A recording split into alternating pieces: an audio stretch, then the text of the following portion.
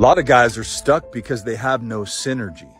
They don't have other people in their life that they can speak openly and honestly with, and they're not willing to illuminate blind spots. You know, at the end of the day, it's like if you're not going to hold yourself to a standard, if you're not going to hold yourself accountable, if you're not going to grow, if you're not going to evolve, there's so many guys I talk to. Literally, I just got a call with the guy the other day. He told me, he said, Tim, like my sons are having to suffer from all this pain that I'm not working through. And he tells me, yeah, like I'm losing my marriage. I'm losing my self-respect, right? Like things are going so south in my life and I don't know what to do. And then literally 2 seconds later, he tells me that he needs to think about the decision he needs to make to change his life. And he said, well, tomorrow, just 24 hours.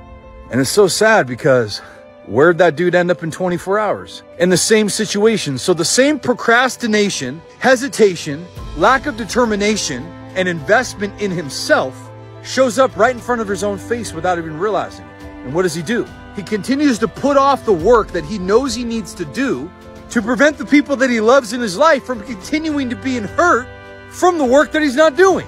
Like, how much denial does somebody have to live in to do that? I'll tell you right now, because I've been that guy, the amount of self-deception, self-manipulation, lies, bargaining, minimization, rationalization, like guys actually believe their own BS.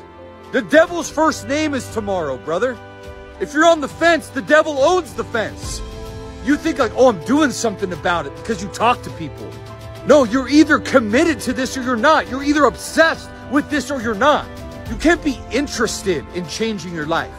And there's a lot of people that would rather talk about people doing things. And then there's the guys that are actually doing the things. And they're not worried about what people are saying. One group talks and thinks and overthinks and procrastinates and drags their feet. The other group, they get experience. And experience is what changes our life, right? Like reading a book doesn't change your life. Information only becomes transformation through what we call application. You have to actually apply it. Experience changes you. That's where you go from thinking about changing to actually stepping in an action phase of doing the changing to becoming the person who's changed. Thinking, doing, being. Get out of your head. What do you have to lose by stepping into the process? Because it doesn't matter who you work with. You need the help.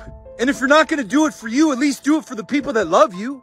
But stop just because you're in this position, like hiding behind your wall of success. Look, brother, if you have success in the external world and your marriage is failing, your sons are suffering, your daughter is struggling, and your internal world is falling apart, you're not a success.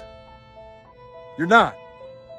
So the real question is, what are you going to do this year that's going to stop you from being in the position of saying, tomorrow, just give me 24 hours? Because either you're all in or you're not. Because once you're aware of a problem that you're choosing not to change, anything that you're conscious of that you're not changing, you're now choosing. So you're choosing for your marriage to suffer. You're choosing for your kids to suffer. You're choosing for inevitably your business or your career to suffer because you're aware, but you won't do anything about it. So stop lying to yourself. At least be honest.